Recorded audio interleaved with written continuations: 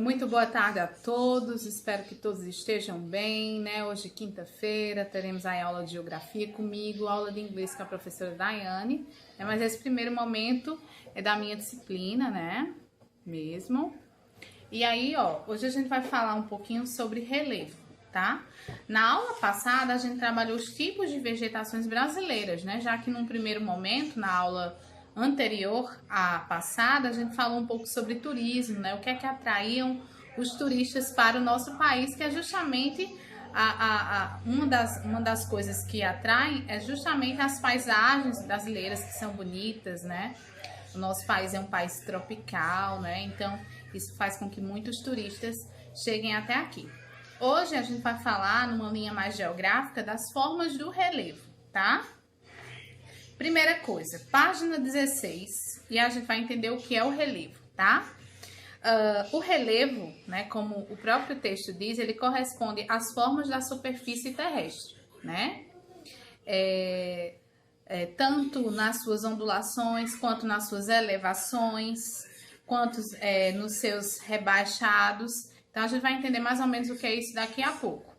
Então, em geral, essas formas de relevo, elas são produzidas pela ação da dinâmica da natureza, tá? Ao longo da história geológica do planeta. Embora muitas vezes, como o próprio texto diz, também sofram influência das ações humanas. Então, o relevo, não só o relevo, né, mas também as paisagens, né, como nós estudamos na aula passada, mas vamos focar no relevo. Ele pode sofrer transformações, né, que tem relação com a natureza, né, que pode ser a ação dos ventos, a ação dos vulcões, que não é o caso do Brasil, como a gente vai ver daqui a pouco, mas também a ação humana, tá?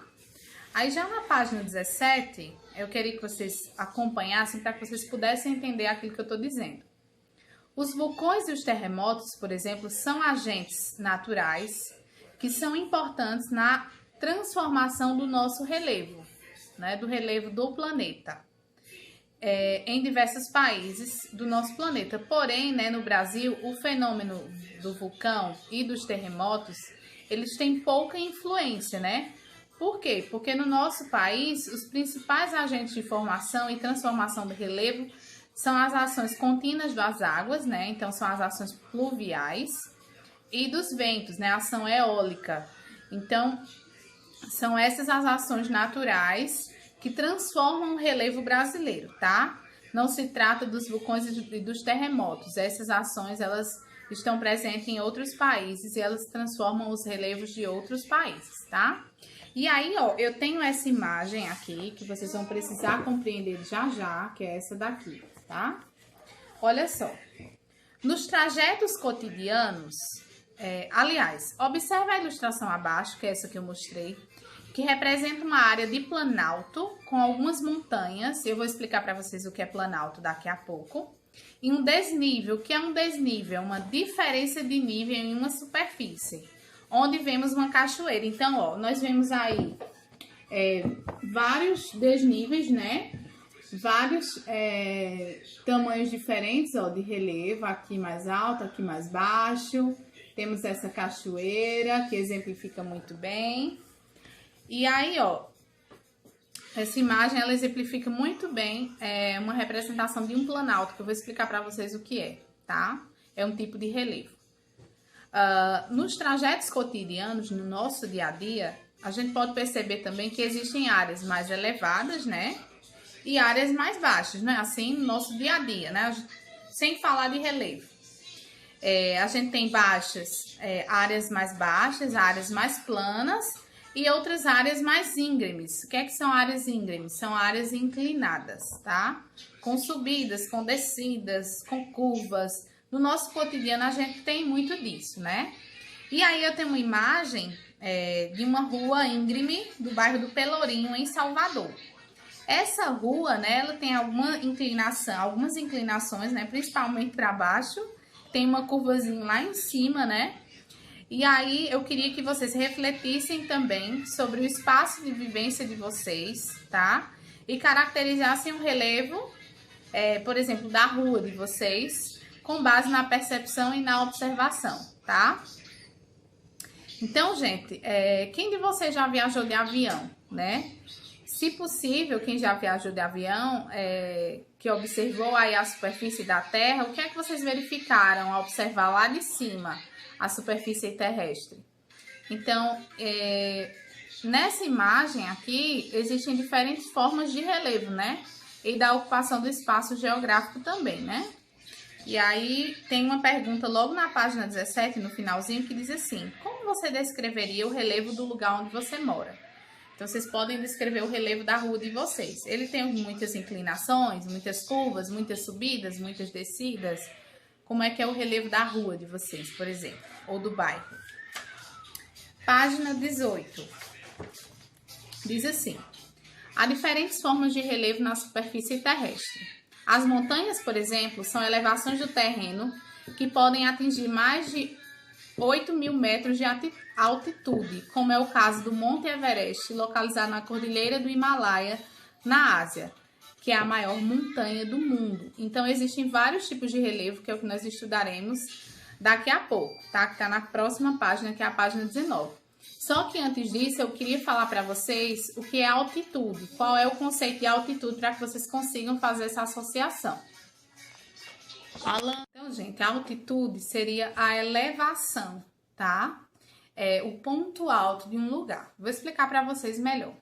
Quero que vocês observem a página 18, essas imagens aí, acompanhem o meu raciocínio.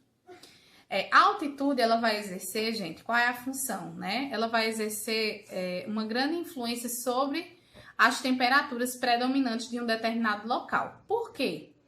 Porque essa medida, né, essa altura, essa elevação, ela revela a elevação de um ponto qualquer em relação ao nível do mar. Então, por exemplo, ó, vejam só, nível do mar, né, a elevação até aqui e a relação que existe entre ela e essa elevação aqui, tá? Vou explicar para vocês melhor.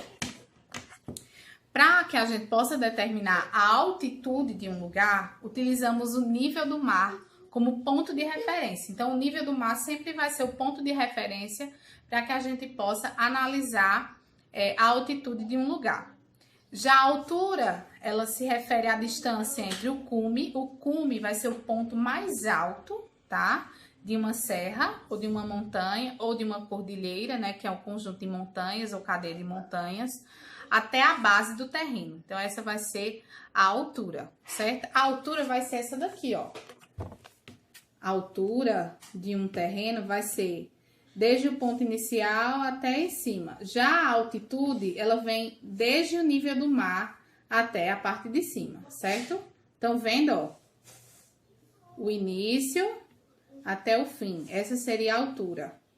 E o início lá no nível do mar até o final. Essa seria a altitude, que é a elevação. E essa seria a altura. Eis a diferença entre esses dois elementos, tá? Observe a imagem a seguir para compreender melhor. Ela representa a diferença entre a altura e a altitude do pico de um morro. Então, ó, novamente, né, para que a gente possa entender, eu tenho aqui o pico do morro. Eu tenho a altura, né, desde a minha base, certo? Desde o ponto inicial até aqui. E a altitude que começa desde o nível do mar até o pico do morro. Então, eis aí a diferença entre as duas coisas. E aí, na parte de baixo, tem a imagem do Monte Everest, no Nepal, em 2018, certo? Vejam como tem várias montanhas, né? Super altas aí. E eu posso medir essas montanhas, a altitude delas, através do nível do mar, certo? A altura não, né? A elevação. A altura já é uma outra coisa. Página 19. Na página 19 diz o seguinte, que no nosso país existem 3 formas de relevo diferenciadas, distintas, tá? As principais formas de relevo são o planalto, a planície e a depressão. Apesar de nós termos outras, essas são as principais. Então, ó, eles pedem para que vocês observem o mapa do relevo do território brasileiro no seu material de apoio e leia a seguir as descrições de cada forma. Então, eu tenho aqui, ó, vocês vão lá no material de apoio de vocês, onde eu tenho esse mapa que demonstra todos os relevos brasileiros. Aí em marrom eu tenho o planalto, em amarelo a depressão e em verde eu tenho a planície. Eu quero que vocês continuem observando e acompanhem a leitura. Então, preste atenção. O planalto, Sim, o relevo de um território, gente, é o modelo da superfície terrestre daquele território, tá certo? E aí eu vou ler, vou fazer a leitura explicativa da descrição de cada tipo de relevo desse. O primeiro tipo de relevo é o planalto. O planalto, gente, ele tem uma altitude acima de 300 metros, né, em relação ao nível do mar. Lembrando sempre que a gente precisa fazer essa relação com o nível do mar. E está exposto a maior intensidade de processos erosivos, tá? A altitude vai ser justamente a distância vertical, né?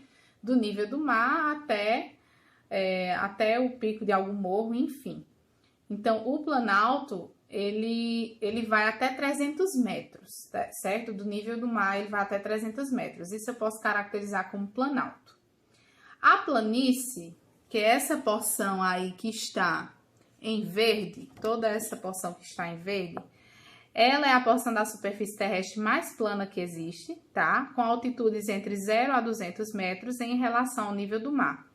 Ela é formada pelo acúmulo de sedimentos. Nós aprendemos nas aulas sobre rochas o que são sedimentos, mas a gente já vai ver daqui a pouco novamente, que são transportados pela ação das águas e dos ventos, né? Já as planícies, elas podem ser classificadas como continentais e litorâneas, né? As planícies, gente, elas têm pouca variação de altitude ou nenhuma, tá certo? Elas são mais baixas do que o planalto.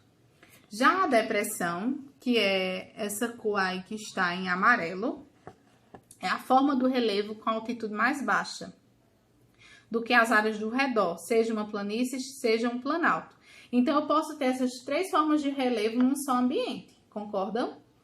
Por exemplo, um pico até 300 metros, um pico de 0 a 200 e uma forma de relevo que seja mais baixa, né, do que as outras áreas, que é a depressão, que ela tem quase nenhuma altitude, né, ela é mais baixa do que essas outras áreas que eu citei. E o livro diz assim, né, quando esse desnível ocorre abaixo do nível do mar, ele é chamado de depressão absoluta. Quando está localizado nas áreas mais baixas do que o entorno, é denominado depressão relativa. Então, eu tenho dois tipos de depressão. A depressão absoluta, que é quando aquela falta de elevação ela está abaixo do nível do mar. E eu tenho a depressão relativa, que é quando ela está localizada nas áreas mais baixas do que o entorno, tá? Ou seja, do que as outras elevações, do que o planalto, do que as planícies, enfim. Tá certo? Então, é basicamente isso aí que vocês precisam ter em mente. Aqui eu tenho uma planície litorânea em São Sebastião, litoral do estado de São Paulo, tá? Observem que é super baixinho, tá certo? Não tem muita elevação, não é isso? Como os morros, as montanhas, os picos, ela não tem uma elevação.